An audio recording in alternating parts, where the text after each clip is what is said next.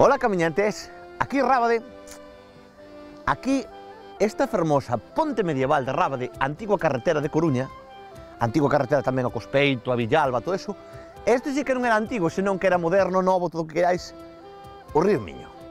Falando do concello de Rábade, vou vos ir contando cousas interesantes ao ir percorrendo estes lugares deste concello, que ten 5 km, 100 metros aproximadamente cadrados. Vide comigo, camiño.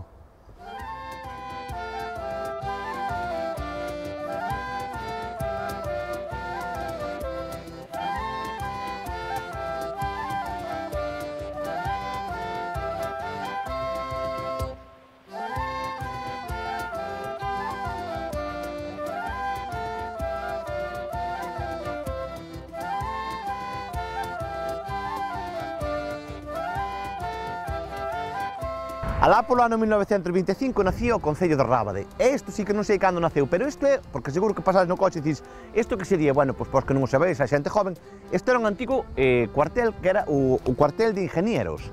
Resulta que Lugo foi moi riquísimo, a cidade de Lugo e os arredores, en temas de presencia de militares. Había en Parga, había no Parque de Artillería que é as Gandras, onde está o novo polígono industrial aí Fixen Gamil, que era un cuartel militar das Gandras de Artillería.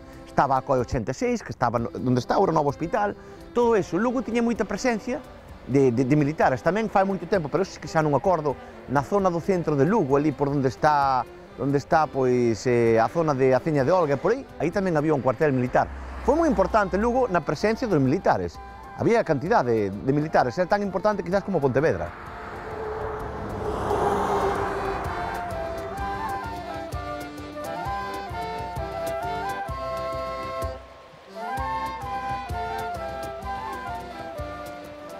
Bueno, camiñantes, pois estamos entre os límites de Outeiro de Rei e Rábade, e este é o río Ladra.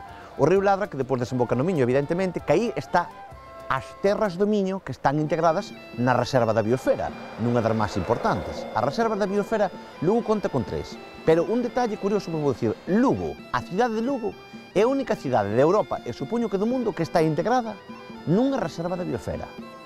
E este río que lle dá esas lagunas que vemos aí en Begonte, que se chaman as do río Caldo, que lle dá esta vidilla máis outra serie de ríos, desembocan, regatos e demais, fan que Lugo seña eso, un paisaxe sin igual, esa Reserva da Biosfera. Con este detalle, aclarando isto, eu dou-vos as gracias por estar con nós e vemos no seguinte camiño que vai a ser nada máis e nada menos que nesas fermosas terras de Láncara.